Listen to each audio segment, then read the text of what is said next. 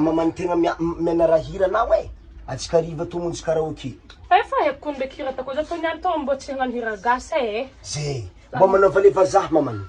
atako baka fa swely agozagona menagozakin megena mamitsanalim medigana nginana boom abesegana bana bana feel sound abesegona ko sound megana mitana boom medigana nginana boom boom wa mbola izy fa igny mbola boom zany baka hira normal zany zay atako mianto boom boom hiran'ny raha sensy yaba iya zalahy igny tegna hazoko feon'igny hazoko feonazy somary makamakatra hely atsika votompon'olo bara ro ye nagnino izy ko manino anaovanao azy izy mira magnan'igny tegna lakonogna tsika meganakona feel sound meganakawetagona sound no meganawisana boom boom zala mate lefaka namamana zao zay anamandana mianatra langy mianara langy na fo wa CFP sak Madagasikara mpianatra langy fa ninareo zoaka tany jiaby Madagasikara to fa misy CFP sak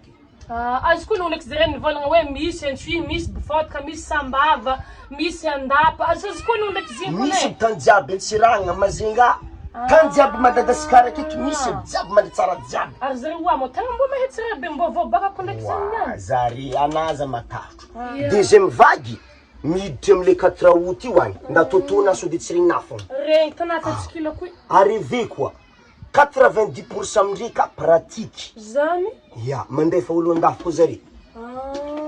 tandresina rakoraniko ma tsy tiako olo tsy mazondrata ndreo mitandreny manomboko zaza 3 taogno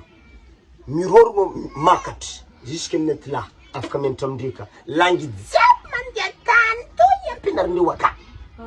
regna tsy arrivé kao magnomeo diplôme cachet rouge regna cachet rouge misy koa international izy hoe mas diplôme misy international zoa tesol ndraiky tefel corosol niny koa tesol diplôme mandafy international amarikaratsy diplôme zala badoagna zala ay mbola misy classement ndraiky ao semi classement ndraiky anaty tsy magnano classement ndray tsy magnano classement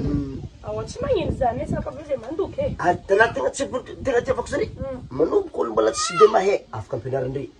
n'ologna fa mahay tsy mifidy karazana olo fa mahay baka za mo helihely fa mpiaka numéro ndre ve mesy koa naso watako ke iya zany tegna tiako e zany zay hiranao igny voao avy agny